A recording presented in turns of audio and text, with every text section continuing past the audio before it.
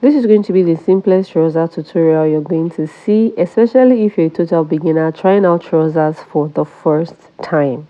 Alright, so let's go straight into the tutorial. What I have here is my pattern paper, and the first thing I'm going to do is to create my starting point. And that starting point is going to be my waist point. Now from that waist point, I'm going to go down to my waist to hip, my waist to my crouch, which is also my waist to my thigh circumference, and I'll do my waist to my knee points, and also the waist to the length of the trouser. I've given you guys an illustration beside this video so you can see it, number 4, 7, and just check it out. Now that I'm done doing that, I'm going to draw a straight line to mark those points, and I'm also going to go ahead to label them.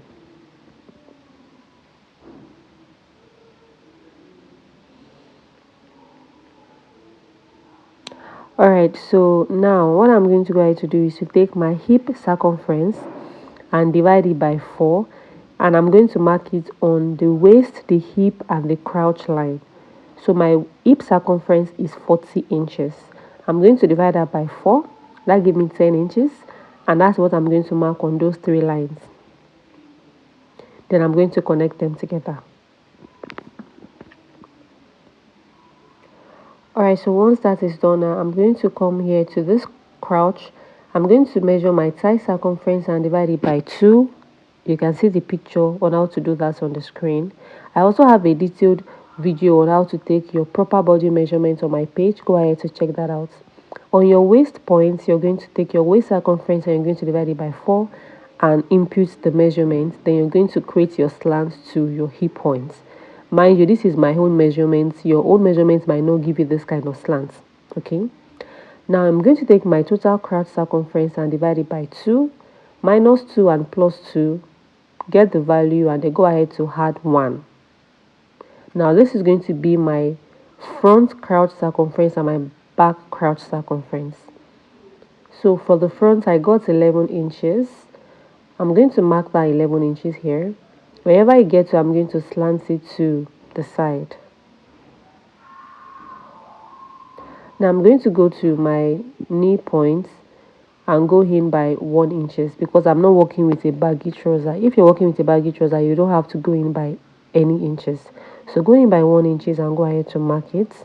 Then you're going to take the knee circumference that you want, input it like this, and connect it to the other side. So just watch what I'm doing, you will understand it. Now mind you, if you're working with a baggy trouser, you don't have to do this. Just connect it all the way down. Also come here to the length of your trouser. Determine the circumference that you want it to be, how big you want the trouser to be, and go ahead to connect it as well. So this part depends on you. The way you want your trouser to be is the way you're going to cut it out. Okay, if you also want it to be like an umbrella sleeve, you're going to do a slash and spread. So it all depends on what you want. Okay, but this is just a basic trouser pattern. Alright, so now I want to go ahead to draft out the back pattern, and I'm just going to go ahead to glue some pattern paper to what I already have because I'm going to be extending the pattern to the upper part. Now the first thing you're going to do when you want to draft your back pattern is to extend the crouch circumference. You can see that for the front we have 11, but for the back we're going to have 15 inches.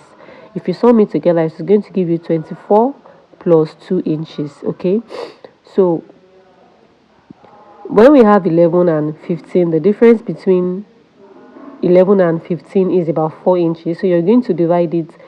Some will go to the crouch part, some will go to the waist parts, just like you see what I did there. Then you're going to connect it. So the back will always give you like this downward slant, while the front will give you this upward slant. I don't know if you understand what I'm saying. Then you're going to go ahead to connect your crouch. You're going to have a completely different crouch for the back. And guys, this is basically what we have. I went ahead to mark out the fly zipper if you want a fly zipper, and also the side pockets if you want the side pockets. Please note that this pattern does not have any sewing allowance, so when you want to sew, you have to add your own sewing allowance. I really hope this video is short, concise, helpful for you. If you have any questions, drop it for me in the comment section, and please don't forget to like my videos, subscribe to my channel, and share my videos. I'll see you guys in another tutorial. Bye.